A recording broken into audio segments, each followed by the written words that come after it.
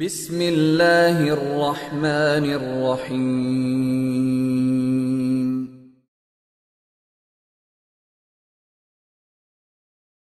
أما بعد فأعوذ بالله من الشيطان الرجيم بسم الله الرحمن الرحيم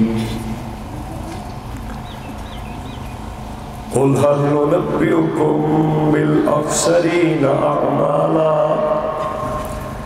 الذين ضل سعيهم في الحياة الدنيا وهم يحسبون أنهم يحسنون صنعا. وقال تعالى في مقام آخر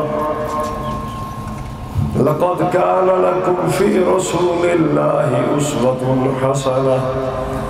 وقال النبي صلى الله تعالى عليه وسلم فعليكم بسنتي وسنة الخلفاء الراشدين المهديين. اللهم صل على سيدنا ومولانا محمد وعلى آل سيدنا ومولانا محمد صلاة تكون للنجاة وسيلة ولعلو الدرجات كفيلة، صلاة تحل بها العقد وتفرج بها الكرب. يا رب صل وسلم دائما أبدا على حبيبك خير الخلق كلهم.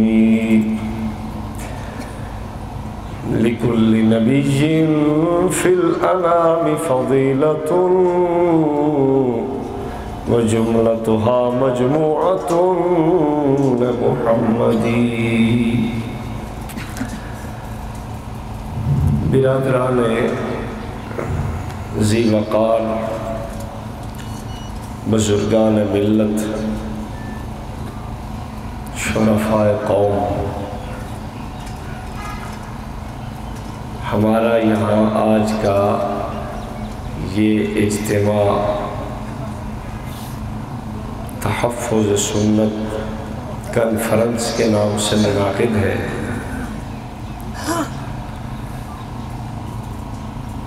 سنت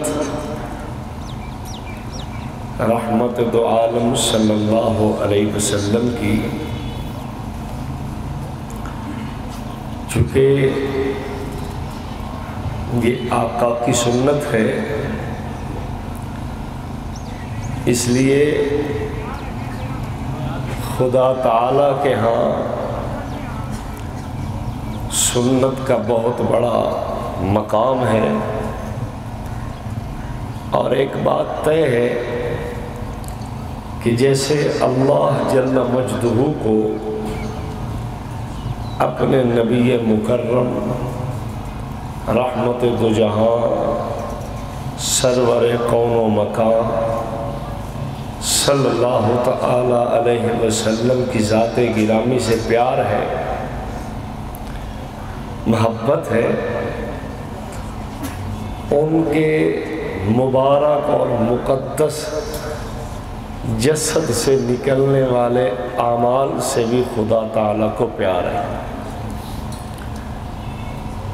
اس لیے تو انسانیت کو راستہ سمجھا دیا کہ تمہارے لیے میں نے رحمت دو عالم صلی اللہ علیہ وسلم کی پیروی اور سنت اور سیرت میں بہترین نمونہ رکھا ہے. کوئی بھی اللہ جل مجدہ تک پہنچنا چاہتا ہے تو سرکار دو عالم صلی اللہ علیہ وسلم کی سنت طیبہ سیرت مبارکہ سے ہٹ کے نہیں پہنچ سکتا. ایک آیت میں سنت کی اہمیت بتائی گئی جو میں نے آپ کے سامنے تلاوت کی ہے، اور دوسری آیت میں سنت سے ہٹ کے چلنے کا انجام بھی بتا دیا گیا. قُلْ هَلْ نُنَبِّئُكُمْ بِالْأَخْسَرِينَ أَعْمَالًا الَّذِينَ ضَلَّ سَعْيُهُمْ فِي الْحَيَاةِ الدُّنْيَا وَهُمْ يَحْسَبُونَ أَنَّهُمْ يُحْسِنُونَ صُنْعًا.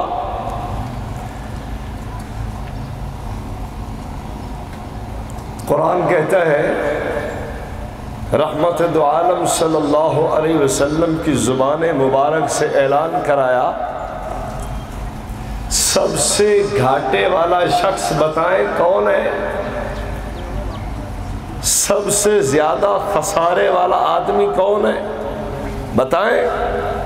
تو قرآن نے بتا بھی دیا، الذین ضل سعیہم فی الحیات الدنیا، جس آدمی نے زندگی اپنی کھپائی، محنت کرتا رہا، کوشش کاوش کرتا رہا، اور اپنے زعم اور گمان میں وَهُمْ يَحْسَبُونَ أَنَّهُمْ يُحْسِنُونَ صُنْعًا، اور وہ یوں سمجھتا رہا کہ میں نے بہت سارا نیک اعمال کا ذخیرہ اکٹھا کیا ہے، بہت سارا میں نے نیک اعمال اور اجر و ثواب کا بہت سارا ذخیرہ میرے پاس ہے، لیکن یہ تو قیامت میں جب اٹھے گا تو پتہ چلے گا کہ جس کو میں نیکی سمجھتا رہا وہ تو نیکی نہ نکلی، جس کو میں شریعت سمجھتا رہا وہ شریعت نہ بنی، جس کو میں دین سمجھ کے کرتا رہا وہ دین نہیں ہے، جس کو میں صراط مستقیم سمجھ کے اس پہ گامزن رہا وہ صراط مستقیم نہیں ہے، جس کو میں نے رحمت دو عالم صلی اللہ علیہ وسلم کی شریعت، سیرت اور آپ کی دعوت سمجھ کے میں نے اس پہ عمل کیا وہ تو نہیں ہے۔ کیوں؟ اس لیے کہ ایک چیز اس نے خود اپنے ذہن سے تیار کی تھی اور اس کو اس نے نام سنت کا دیا، اس نے اس کو نام شریعت کا دیا، اس نے اس کو نام صراط مستقیم کا دیا، راہ راست کا دیا، راہ نجات کا دیا، کچھ بھی کہیے، جبکہ اللہ کے ہاں مقبول طریقہ، پسندیدہ عمل اور بہترین اور لائق نجات عمل وہی ہے جو رحمت دو عالم صلی اللہ علیہ وسلم کی سیرت طیبہ ہے۔ ایک آیت سیرت طیبہ کو اجاگر کرتی ہے جو میں نے عرض کیا آپ کے سامنے، دوسری آیت اس سیرت و سنت سے ہٹ کے چلنے والے اعمال اور افکار کو یکسر رد کرتی ہے کہ اللہ کے ہاں مقبول عمل وہی ہے جو سنت کا عمل ہوگا، اور سنت سے ہٹ کے اگر کوئی عمل ہے وَهُمْ يَحْسَبُونَ أَنَّهُمْ يُحْسِنُونَ صُنْعًا، یہ ساری زندگی کاوش کوشش محنت اپنی ساری زندگی کھپانے کے باوجود قیامت کے دن خواب و خاصر اٹھ سکتا ہے لیکن اللہ کا مقبول نہیں ہو سکتا۔ اس لیے ضرورت اس بات کی ہے کہ امت مسلمہ کو رحمت دو عالم صلی اللہ علیہ وسلم کی سنت پہ جوڑا جائے، اس سنت پہ اکٹھا کیا جائے، اس سنت کی دعوت دی جائے، اس سنت پہ عمل پیرا ہونے کے لیے ان کو ترغیب دی جائے، فضائل سنائے جائیں، مناقب ان کو بتائے جائیں کہ سنت پہ کیا خوبی ہے، سنت سے ہٹنے پہ کیا خرابی ہے، سنت میں کیا رب نے فضائل و مناقب رکھے ہیں، اور سنت کو چھوڑ کے اور اس کو پشت کر کے سنت کو جانے پہ کیا نقصانات ہیں۔ ہاں دنیا میں یوں ہوتا نظر آئے گا، بعض لوگ بڑے احسن طریقے سے سنت سے ہٹانے کی کوشش کریں گے کہ جی ہم تو بات حدیث کی کرنے والے ہیں، یہ بھی سنت سے ہٹانے کا ایک راستہ ہے۔ ایک طبقہ اور اٹھے گا، ایک سوچ اور کار فرما ہوگی، وہ بھی کہیں گے کوئی حرج نہیں، اچھا عمل ہے، یہ بھی سچی بات سمجھ آتی ہے، یہ بھی اچھی معلوم ہوتی ہے، عمدہ معلوم ہوتی ہے، یار تم اس چیز کے منکر تو نہیں ہو، لہذا کوئی فرق نہیں، کر لینا چاہیے۔ یہ سوچ اچھی تھی، لیکن اس سوچ کو جب ہم سنت طیبہ کے سامنے رکھتے ہیں تو سنت طیبہ چونکہ اس کے سر پہ دست شفقت نہیں رکھتی، تو اس اچھی اور سچی سوچ کے متعلق بھی ہم یہی کہہ دیں گے کہ ہر چمکتی ہوئی چیز سونا نہیں ہوا کرتی۔ میں ایک مثال عرض کرتا ہوں، ایک آدمی نے اپنے بیٹے کی شادی کی، اس نے بڑے بڑے دوست، احباب، احبہ اصدقاء یار اکٹھے کیے، ان کو ایک بہترین اور عمدہ کارڈ لکھا، چھپوایا، پرنٹ کروا کے ان ہر ایک کو ایک ایک کارڈ بھیجا۔ کارڈ بڑا قیمتی تھا، کم از کم 200-300 روپے کا تو کارڈ ہوگا۔ اب اس نے لوگوں کو دیے کہ یہ پہنچا دو فلاں فلاں آدمی کو۔ ایک آدمی کے پاس کارڈ پہنچے، اس نے کہا یار بڑا خوبصورت ہے، بڑا یار دل نشین ہے، بڑا اپنے دل کو بھانے والا ہے، بڑا بہترین ہے یار، بڑا عمدہ ہے، بڑا جید ہے، بہت عمدہ اور ستھرا لکھا ہوا ہے، بہت خرچ ہوا ہے اس پہ، بڑا قیمتی ہے۔ اب اس نے بیٹے کو وہ کارڈ دیا اور کہا بیٹا جاؤ دکان پہ اور دکان والے سے کہنا کہ ایسا کرو یہ کارڈ رکھ لے، بڑا قیمتی کارڈ ہے، 300-400 روپے تو اس کی مالیت ہوگی، اتنا قیمتی کارڈ رکھ لے اور 400 روپے کا دکان سے سودا دے دے، 1 کلو گھی دے دے، کچھ پیاز دے دے، کوئی ٹماٹر دے دے، کچھ کریلے، کوئی سبزی، کوئی یہ چیزیں۔ وہ چلا گیا، اس نے کہا میرا ابو کہہ رہا ہے کہ یہ کارڈ رکھ لو، یہ بھی تو 400-500 روپے کا ہوگا، تو یہ کارڈ رکھ لو اور اتنے پیسوں کی ہمیں سبزی دے دو، ہمیں گھی دے دو، ہمیں چینی دے دو۔ اس نے کہا ہاں یار ہے تو قیمتی، لیکن اس قیمتی چیز کی یہ چیزیں ملتی نہیں ہیں۔ اس نے کہا کیوں نہیں ملتی؟ اس نے کہا بھائی یہ قیمتی ضرور ہے لیکن اس سے کوئی چیز ملتی نہیں ہے۔ میں عرض کرتا ہوں آپ کی خدمت میں، جیسے دنیا نے مختلف چیزیں اچھی اچھی سمجھ رکھی ہیں، بھائی اچھا ہونے میں کلام نہیں، ہم ان کو برا نہیں کہتے، ہم ان کی عمدگی کے قائل ہیں کہ بہت اچھا کام تھا، لیکن چونکہ سنت نہیں ہے، رحمت دو عالم صلی اللہ علیہ وسلم کا طریقہ نہیں ہے، اس لیے شریعت اس پہ عمل کرنے کی بات نہیں کرتی، شریعت اس پہ اجر و ثواب کی بات نہیں کرتی۔ اگر وہ آدمی کہے صاحب یہ تو قیمتی کارڈ تھا، اس کی چیز ملنی چاہیے، جھگڑا دکاندار سے کرتا ہے، تو پھر آپ کے علم میں ہے کہ دکاندار فوراً رابطہ پولیس سے کرے گا کہ یہ آدمی پیسوں سے نہیں بلکہ ایک غیر مالیت یعنی غیر ثمن چیز کو دے کے چیز خریدنا چاہتا ہے، اور قانون یہ ہے کہ اس کو چیز نہیں مل سکتی۔ یہ جھگڑا بھی مجھ سے کرتا ہے، یہ ڈانٹتا بھی مجھ پہ ہے اور برستا بھی مجھ پہ ہے، دھمکیاں بھی مجھے دیتا ہے، تو اس کو روکا جائے۔ آپ سارے سمجھتے ہیں کہ اس آدمی کا، اس کی سوچ، اس کی سمجھ، اس کے متعلق آپ کا کیا خیال ہے، حکومت اسے کیا کہے گی؟ میں یہی بات عرض کرنا چاہتا ہوں، ایک آدمی سنت عمل نہیں بلکہ سنت سے ہٹ کے ایک عمل کو اچھا بھی سمجھتا ہے، عمدہ بھی سمجھتا ہے، بڑا دل نشین بھی سمجھتا ہے، بہترین بھی سمجھتا ہے، اور کہتا ہے کہ اس سے بھی دنیا کے اندر، آخرت کے اندر سرخروئی بھی ہوگی، نجات بھی ہوگی، انسان کے اعمال کا بہت بڑا ذخیرہ بھی ہوگا۔ میں نے کہا نہیں ہو سکتا، اس لیے کہ کامیابی تو سنت عمل پہ ہے، نجات تو سرکار کے سنت عمل پہ ہے نا، آپ کے دیے ہوئے نقش قدم پہ ہے۔ یہ عمدہ ضرور ہوگا، دل نشین ضرور ہوگا، محجبین ضرور ہوگا، بہترین ضرور ہوگا، لیکن میں نہیں مانتا کہ آخرت میں کامیابی دلائے، دنیا میں اللہ کے ہاں عزت دلائے، نہیں ہو سکتا۔ اگر وہ اس پہ ضد کر کے میرے ساتھ جھگڑا کرتا ہے تو پھر میں اور تو کوئی بات نہیں کرتا، لیکن اتنی بات ضرور کروں گا، جیسے یہ آدمی دنیا کے اندر یہ نوٹ کی بجائے اس کارڈ کو چلا کے اس کی قیمت کا احساس دلا کے چیز خریدنا چاہتا ہے، اس کو چیز نہیں ملتی، جھگڑا کرے گا تو اپنا نقصان کرے گا۔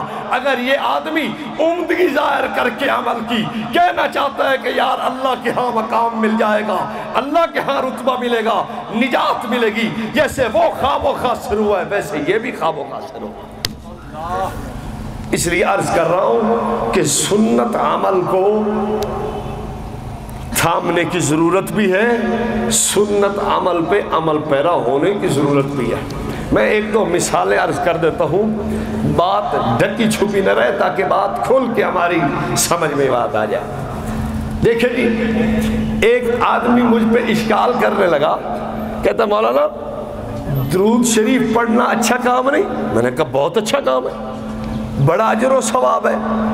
اتنا بڑا اجر ہے کہ ایک دفعہ درود پڑھنے والا، علماء نے کتب میں لکھا ہے، القول البدی میں علامہ سخاوی نے نقل کیا ہے، الصلاۃ والبشر فی الصلاۃ علی خیر البشر میں علامہ مجد الدین فیروز آبادی نے لکھا ہے، ایک مرتبہ درود پڑھنے والے پہ رب 70 رحمتیں نازل فرماتا ہے۔ میں تو مانتا ہوں، آقا ارشاد فرماتے ہیں ایک دفعہ درود پڑھے گا رب کی 10 رحمتیں نازل ہیں۔ درود پڑھنے والا جنت کا راستہ نہیں بھولتا، درود چھوڑنے والا جنت کا راستہ بھول جاتا ہے۔ آقا کا اسم گرامی رحمت دو عالم صلی اللہ علیہ وسلم کا نام نامی سن کے جو درود نہیں پڑھتا وہ بخیل آدمی ہے۔ درود پڑھنے والے پہ رب کی بڑی رحمتیں ہیں، بڑی برکتیں ہیں، بڑی مہربانیاں ہیں۔ آقا ارشاد فرماتے ہیں، رحمت دو عالم صلی اللہ علیہ وسلم ارشاد فرماتے ہیں کہ درود پڑھنے والا قیامت میں سب سے زیادہ میرے قریب ہوگا۔ اتنے فضائل، اتنے مناقب، اتنی فضیلتوں کے باوجود ایک آدمی مجھے اشکال کر کے کہنے لگا، مولانا آپ اذان سے پہلے صلاۃ کیوں نہیں پڑھتے؟ کیا صلاۃ پڑھنا ثواب نہیں؟ کیا اجر نہیں؟ کیا نعمت نہیں؟ کیا رب کی طرف سے انعام نہیں ہے؟ میں نے کہا بالکل درود انعام ہے، کون درود کا منکر ہے؟ نہیں، درود کا انکار نہیں کیا جا سکتا، لیکن میرا سوال یہ ہے، رحمت دو عالم صلی اللہ علیہ وسلم نے جو اذان سیدنا بلال کو سکھائی، جو اذان حضرت عبداللہ بن ام مکتوم کو سکھائی، جو اذان حضرت ابو معذورہ کو سکھائی، دیگر سرکار کے مؤذنین جو مکہ کی وادیوں میں اذان گونجتی رہی، مدینہ طیبہ کی مسجد نبوی کے اندر اذان گونجتی رہی، وہ اذان کہاں سے شروع ہوتی ہے؟ وہ اللہ اکبر سے شروع ہو کر لا الہ الا اللہ پہ ختم ہو جاتی ہے۔ تو پھر میں نے کہا جب سنت یہ ہے کہ اذان شروع یہاں سے کی جائے، ختم یہاں پہ کیا جائے، تو پھر ایک چیز اچھی ہو سکتی ہے لیکن سنت نہیں ہو سکتی۔ میں تو سنت کی بات کرتا ہوں، نبی پاک صلی اللہ علیہ وسلم نے ہمیں تو سنت کی بات کی ہے، علیکم بسنتی وسنت الخلفاء الراشدین المہدیین۔ اچھا ایک بات میں آپ سے پوچھ سکتا ہوں، جو مجھ سے سوال کر رہا تھا کہ آپ نے اذان سے پہلے صلاۃ نہیں پڑھی، میں بھی تو ایک سوال کر سکتا ہوں بھائی سے کہ تو نے اذان کے اندر کیوں نہیں پڑھی؟ تو مجھے باہر پڑھانا چاہتا ہے تو تو اندر شروع کر دے، میں دیکھتا ہوں کیسے کرتا ہے۔ کیا درود ثواب نہیں؟ کیا اجر نہیں؟ کیا رب کی نعمت نہیں؟ رب کا انعام نہیں؟ برکات کا نزول نہیں؟ خیروں کا نزول نہیں؟ رحمتوں کا نزول نہیں؟ کہتا ضرور ہے۔ پھر میں نے کہا میرا سوال ہے، جب تو نے اشہد ان محمد الرسول اللہ کہا تو تجھے یہاں بھی تو صلاۃ اذان کے اندر پڑھ دینی چاہیے تھی۔ کہتا ہے نا میں نہیں پڑھتا۔ کیوں نہیں پڑھتا؟ کہتا سنت کے خلاف ہے۔ پہلے کا بات یہی تھی، میں بھی سنت کی بات کرتا ہوں۔ اگر تو اندر نہیں پڑھتا کہ سنت کیوں نہیں ہے تو میں باہر نہیں پڑھتا کہ سنت کیوں نہیں ہے۔ تو بات میں عرض کر رہا ہوں کہ سنت اللہ کے ہاں قبولیت کا معیار سنت ہے۔ رسول پاک صلی اللہ علیہ وسلم کی سنت سے ہٹ کے کسی کا عمل کوئی مقبول نہیں ہے، سیدھی سی بات ہے۔ جو لوگ اعمال کریں اور سنت سے ہٹ کے کریں ان کا عمل قبول نہیں۔ جیسے رحمت دو عالم صلی اللہ علیہ وسلم کا وجود مسعود اللہ کو پیارا ہے، اس وجود مبارک سے نکلنے والے اعمال بھی اللہ کریم کو پیارے ہیں۔ اگر کوئی مقرب بننا چاہتا ہے تو سنت کے اس میدان میں آ کے سنت کی بات کرے، اس سنت کے تحفظ کی بات بھی کرے، سنت پہ عمل کی بات بھی کرے، سنت کی بقا کی بات بھی کرے۔ ایک بات میں اور عرض کرتا ہوں، اتنے تک میرا وقت بھی ختم ہونے لگا ہے۔ دیکھیں ایک شخص مجھے کہنے لگا، مولانا سنت سے ہٹنا تو تب ہوتا ہے جب کوئی چیز سنت کو بدل دے۔ ہم نے جو کام کیا ہے اس نے سنت کو تو نہیں بدلا، توجہ رکھنا، اس کا اشکال سمجھیے۔ اشکال مجھے کر کے کہنے لگا سنت سے ہٹنا تو تب ہے جب سنت کو بدلے ہم، جب ہم نے سنت کو نہیں بدلا تو پھر یہ کام ٹھیک ہے، غلط تو نہ ہوا۔ میں نے کہا مثال دو، کہتا ہے اذان شروع کہاں سے ہوتی ہے؟ میں نے کہا اللہ اکبر سے۔ ختم کہاں ہوتی ہے؟ کہتا ہے لا الہ الا اللہ پہ۔ کہتا ہے کہ اگر اب بدل کے لا الہ الا اللہ سے شروع کرتے اور اللہ اکبر سے اللہ اکبر پہ ختم کر دیتے، یا حی علی الصلاۃ پہ شروع کرتے، اشہد ان محمد رسول اللہ پہ ختم کر دیتے، مولانا غلط کام تو تب ہوتا نا، بدعت تو تب ہوتا، رسم اور رواج تو تب ہوتا، لیکن ہم نے تو اللہ اکبر سے شروع کر کے لا الہ الا اللہ پہ ختم کیا ہے، تو پھر رسم کیوں ہوا؟ پھر یہ غلط کیوں ہوا؟ ہم نے صرف اتنا کام کیا ہے، اذان سے پہلے ایک چھوٹا سا جملہ صلاۃ کا بڑھایا ہے، سنت کو تو ہم نے نہیں بدلا نا، سنت کو جو کی تو رہی ہے، سنت طریقہ تو ویسا رہا ہے، ہم نے سنت کو نہیں بدلا۔ جب سنت کو نہیں بدلا تو پھر یہ بات غلط کیوں ہے؟ پھر یہ بات بدعت کیوں ہے؟ پھر یہ بات رسم کیوں ہے؟ توجہ رکھنا۔ پھر وہ ایک اور مثال مجھے سنانے لگا، کہتا ہے جنازہ کی پہلی تکبیر کے بعد کیا پڑھتے ہو؟ میں نے کہا ثنا پڑھتے ہیں۔ دوسری تکبیر کے بعد کیا پڑھتے ہو؟ درود پاک پڑھتے ہیں۔ تیسری تکبیر کے بعد کیا پڑھتے ہو؟ جی جناب درود پاک کے بعد تیسری تکبیر کے بعد دعا پڑھی جاتی ہے، چوتھی تکبیر کے بعد سلام پھیرا جاتا ہے۔ کہتا ہے ہم نے بھی تو یوں ہی کیا، پہلی تکبیر کے بعد تو ہم نے ثنا پڑھی، دوسری تکبیر کے بعد تو ہم نے درود پڑھ، اور تیسری تکبیر کے بعد تو ہم نے دعا مانگی، اور چوتھی تکبیر کے بعد سلام پھیر دیا۔ اب دیکھو ہم نے تو سنت کے مطابق جنازہ پڑھا ہے نا، ہاں یہ کیا ہے، جنازے کے متصل بعد چھوٹی سی دعا کر لی ہے، اس سے کیا فرق پڑ گیا ہے؟ توجہ رکھنا۔ تو کہتا ہے بدعت تو تب بنتا، رسم تو تب بنتا، رواج تو تب بنتا جب سنت سے ٹکراتا۔ یہ سنت سے تو نہیں ٹکرایا نا، سنت صحیح ادا کی گئی ہے، سنت کے بعد ہم نے چھوٹا سا کام کر لیا تو کیا ہو گیا؟ ایک آدمی مجھے کہنے لگا جناز دفن کا طریقہ کیا ہے؟ دفن کا طریقہ میں نے اسے سمجھایا، پھر کہتا ہے کیا کرنا چاہیے؟ میں نے کہا اس کے سر اور پاؤں کی طرف سورہ بقرہ کا اول و آخر پڑھنا چاہیے۔ کہتا ہے بالکل ٹھیک۔ پھر کیا ہونی چاہیے؟ کہتا ہے میں نے کہا دعا ہونی چاہیے۔ کہتا ہے بالکل ٹھیک ہے۔ ہم نے سورہ بقرہ کا اول و آخر بھی پڑھ دیا، ہم نے دعا بھی مانگ لی ہے، لیکن اس کے بعد اذان کہہ دیا تو کیا ہو گیا؟ ہم نے سنت کو تو نہیں بدلا نا۔ اگر سنت کو بدلتے تب مجرم تھے، تب بدعت کہہ سکتے تھے، تب رسم اور رواج آپ کہتے، لیکن ہم نے تو سنت کو جو کا تو رکھا ہے۔ توجہ رکھنا۔ میں نے کہا آپ کا یہ دھوکہ اور یہ غلطی جو آپ کو لگی ہے، یہ بات آپ نے سمجھی نہیں ہے۔ اب دیکھیں رحمت دو عالم صلی اللہ علیہ وسلم نے اذان دلوائی، اللہ اکبر سے شروع ہوئی، لا الہ الا اللہ پہ ختم ہوئی۔ اس اذان سے پہلے صلاۃ نہیں تھا، تو معلوم ہوا کہ اذان سے پہلے صلاۃ کا نہ ہونا سنت ہے۔ تو نے جب دے دی ہے اذان سے پہلے صلاۃ، تو سنت کو تو نے بدل دیا نا۔ رحمت دو عالم صلی اللہ علیہ وسلم نے جنازہ طریقہ سمجھایا، امت کو دیا۔ سنت طریقہ یہ تھا جنازہ کے متصل بعد دعا نہ ہو، تو نے مانگ لی ہے، تو نے اجتماعی دعا کرا کے تو نے سنت کو بدل تو دیا ہے نا۔ جب رحمت دو عالم صلی اللہ علیہ وسلم کا سنت عمل تھا کہ جناب قبرستان دفن کرنے کے بعد دعا ہو جائے، تو نے دعا کے بعد اذان دے دی ہے، وہاں دعا کے بعد اذان نہیں تھی، تو نے دے دی ہے، سنت تو نے بدل دی نا، اور کیسا بدلنا ہوتا ہے؟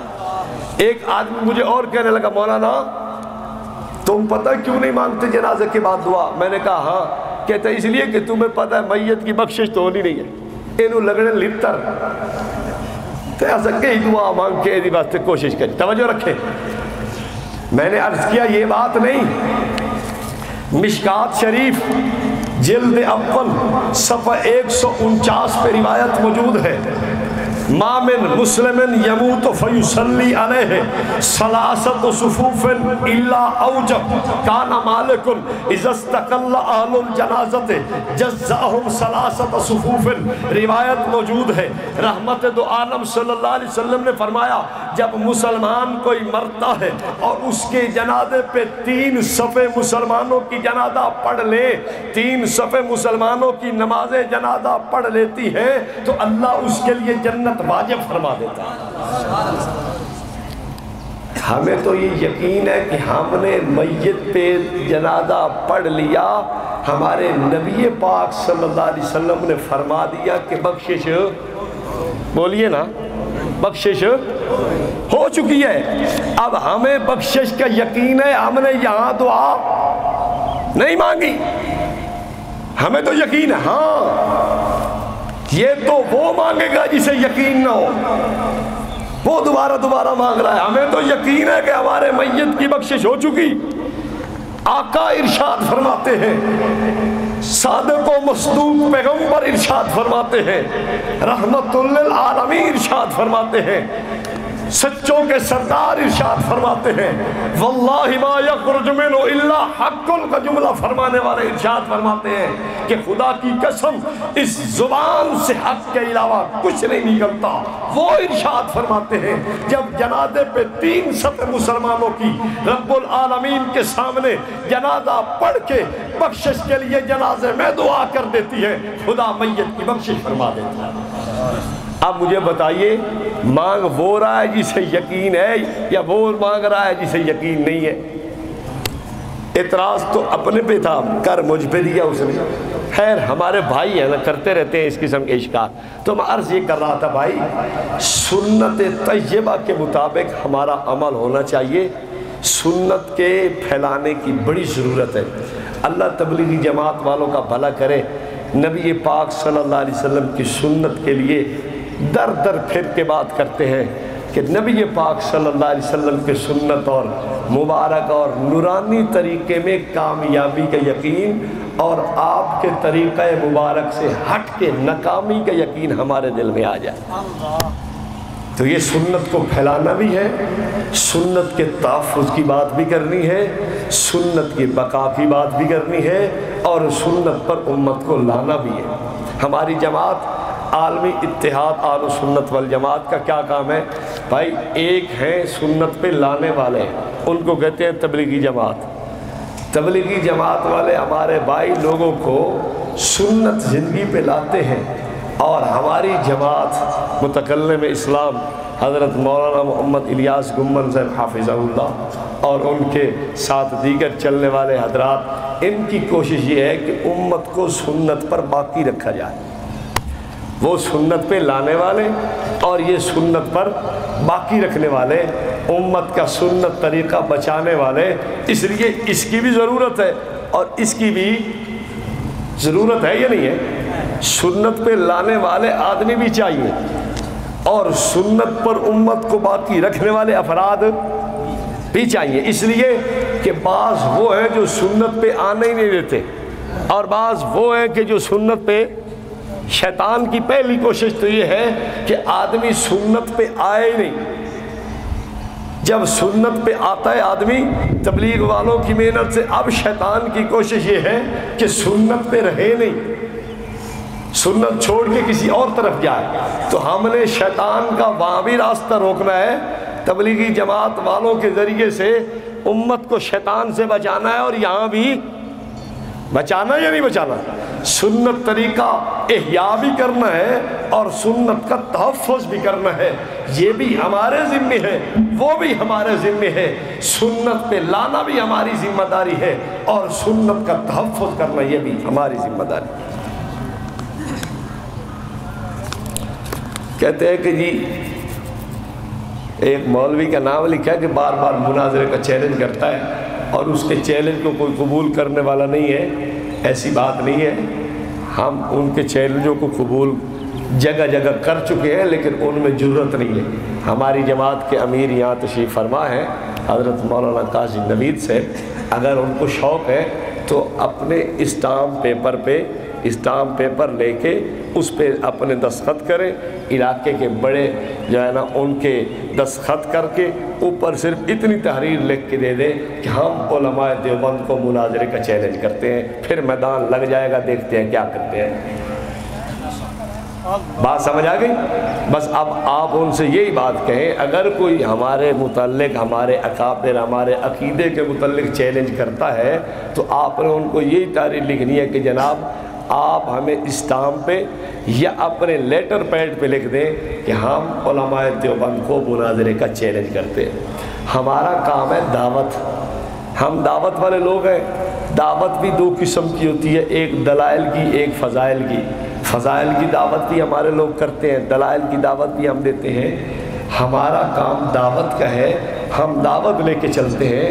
جیسے دیکھیں انبیاء علیہ السلام دعوت کا کام کرتے چلے گئے، ہمیں اللہ اور اس کے رسول ہمیں یہی سمجھاتے ہیں کہ دعوت کا کام ہی تم نے کرنا ہے، لیکن اگر کہیں کوئی مناظرے کی ضرورت پڑ جاتی ہے، یعنی کوئی آدمی بار بار ہماری دعوت کو آ کے روکنے کی کوشش کرتا ہے، تو پھر ہمارے حضرات نے یہ بھی فرمایا کہ کوئی ایسی بات نہیں کہ مناظرے کے لیے بھی ہم تیار ہیں، کام ہمارا دعوت ہے، لیکن اگر کوئی بار بار تنگ کرے تو پھر اس کو بھی معافی نہیں ہے کہ وہ چیلنج کرتا ہے۔ ہم اسے کہیں گے کہ چیلنج لکھ کے ہمیں بھیجے، پھر مناظرے کی تاریخ رکھ لیں گے، پھر پتہ چل جائے گا کہ سچا کون اور جھوٹا کون۔